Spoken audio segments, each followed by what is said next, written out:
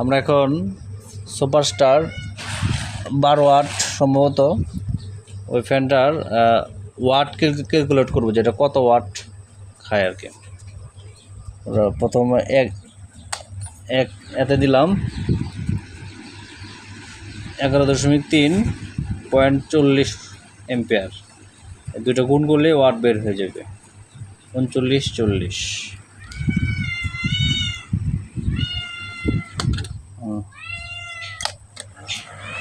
দ্বিতীয় নম্বরে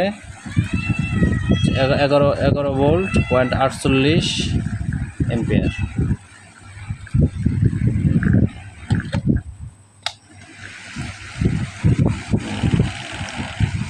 তৃতীয় নম্বরে 10.7 × 71। এটি গুণ করলেই আমরা টোটাল ওয়াটটা পেয়ে যাবো।